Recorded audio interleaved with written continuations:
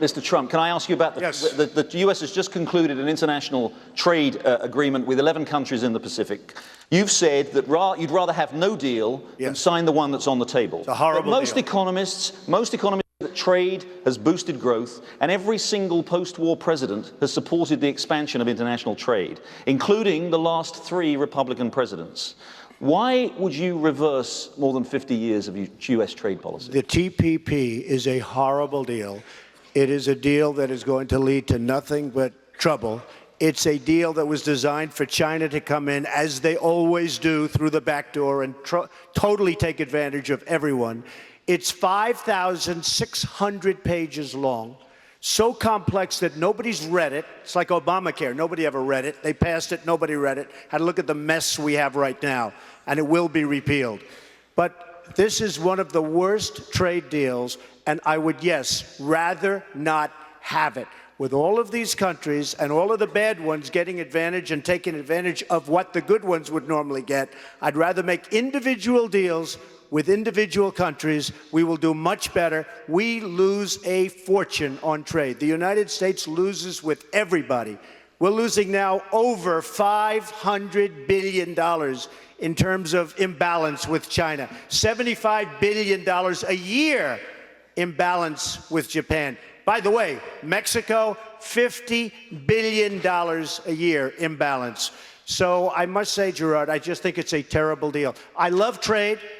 I'm a free trader 100%, but we need smart people making the deals, and we don't have smart people making the deals. The deal, as you say, the terms of the deal were published just last week, the detailed 5,000 pages of it. And 80% of U.S.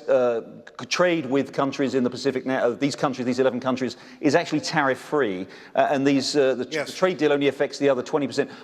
Are there particular parts of the deal that you think well, the were currency badly manipulation they don't discuss in the agreement, which is a disaster. If you look at the way China and India and almost everybody takes advantage of the United States, China in particular, because they're so good. It's the #1 abuser of this country. And if you look at the way they take advantage, it's through currency manipulation. It's not even discussed in the almost 6,000-page agreement.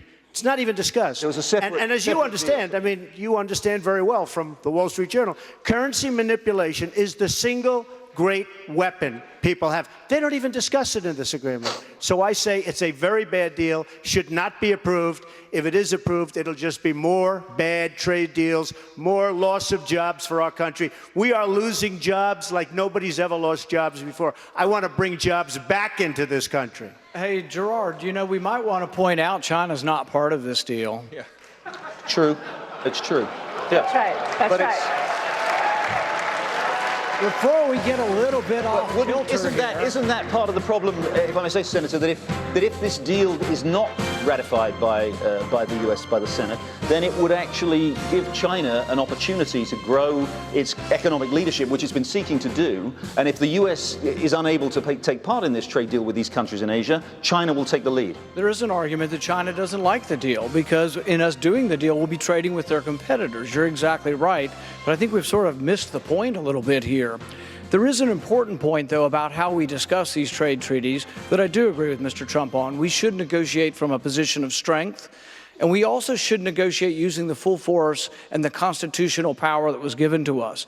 I think it's a mistake that we give up power to the presidency on these trade deals. We give up the power to filibuster, and I'm kind of fond of that power. We give up the power to amend. And I think really one of the big problems we have in our country is over the last century, really, so much power has gravitated to the executive branch. Really, Congress is kind of a bystander. We don't write the rules. We don't make the laws.